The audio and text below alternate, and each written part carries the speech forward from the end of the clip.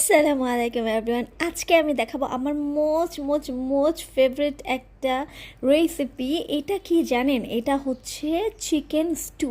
এটা অনেকেই জানে, অনেকেই চেনে এবং অনেকেই করে। সো আমিও হচ্ছে ইউটিউব দেখেই শিখেছি, বাট এটা আমার এত পছন্দ হয়ে গেল আমি জানি না কেন। এখানে আমি খুবই কম চিকেন নিয়েছি বিকজ এটা অন্য কেউ খাবে না, কারণ হচ্ছে সবাই মশলাদার আলাদা পছন্দ করে, লাইক একটু বেশি মশলাদার চটপটে পছন্দ করে। আমি আবার একটু, যেহেতু ডায়েট কন্ট্রোল করি আপনারা তো জানেন সকলেই, তাই না? সেজন্য আমি কি করব, একটু মানে তেল মশলা কম দেবো। তো যাই হোক, এখানে আমি চিকেনটাকে একটু সটে করে নিয়েছি এবং ওখানে কিন্তু আমি জাস্ট একটু লবণ আর কালো গোলমরিচ দিয়েছি।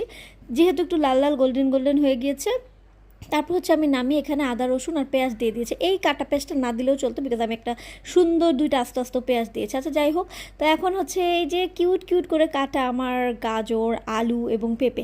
এখানে আসলে আপনি চাইলে যে কোনো সবজি ব্যবহার করতে পারেন, তবে এই তিনটা সবজি বেশি ভালো লাগে বিকজ এগুলো একটু শক্ত থাকে তাই। আর সুন্দর দুইটা পেঁয়াজ দিয়ে দিলাম। তো এগুলো সব কিছু দিয়ে একটু সয়া সস দিয়ে দিলাম।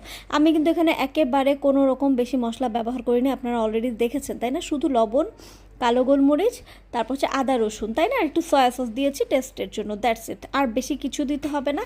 এটা দিয়ে কি করবেন, আবার একটু নাড়াচাড়া করে নেবেন। এটা না এত টেস্টি হয়, লাইক একটু চিকেন স্যুপের মতো হয়। এবং সেই সঙ্গে আমি দুইটা সুন্দর গ্রিন কালারের কাঁচামরিচ দিয়ে দেবো। এবং ঠিক যেভাবে আমরা মানুষকে এক বালতি সমবেদনা দেই, ঠিক সেভাবে করে এক বালতি পানি আমাকে এখানে ছুঁড়ে ফেলে দিতে হবে, ঠিক আছে? তো যাই হোক, এখন সুন্দর করে আমি একটু মেখে চেখে একদম সুন্দর করে নাড়াচাড়া দিয়ে দিলাম। অ্যান্ড জাস্ট দেখেন এটা রান্নার পর যে কী পরিমাণ সুন্দর হয়েছে, এত বেশি সুন্দর হয়েছে। হ্যাঁ, প্রত্যেকটা জিনিস দেখতে আলাদা, এত কালারফুল, এত সুন্দর অ্যান্ড এত ইয়াম্মি জুসি, জাস্ট ওয়াও টাইপের। আর আলুটা না মজা হয় চিকেন স্টোর, মানে এই রেসিপিটার আলু অলওয়েজ আমার কাছে মজা লাগে। হ্যাঁ, তো এটা হচ্ছে একদম খুবই সিম্পল একটা রান্না, এটা বাচ্চারা খুব পছন্দ করবে, বাচ্চাদেরকে দেবেন। আর চিকেনের কালারটা দেখেন গোল্ডেন, একদম সেই লেভেলের হয়েছে, তাই না?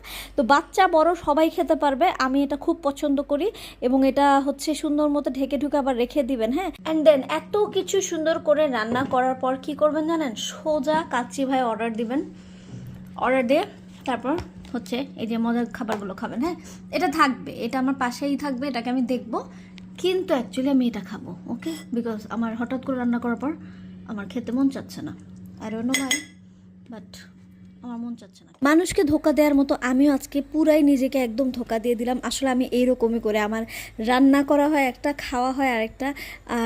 আমি যে আসলে চিন্তা করেছি ডায়েট কন্ট্রোল করার, এটাই তো বেশি। বলেন, এই যে এখন তরকারিটা আমি সুন্দর মতো বাটিতে ভরে ফ্রিজে রেখে দিলাম, এটা হয়তো বা কালকে খাবো বা রাতে খাবো, আই ডোন্ট নো, বাট এই যে চিন্তা করেছি এটাই অনেক বেশি, এইটাই আমার ডায়েট কন্ট্রোল, ঠিক আছে?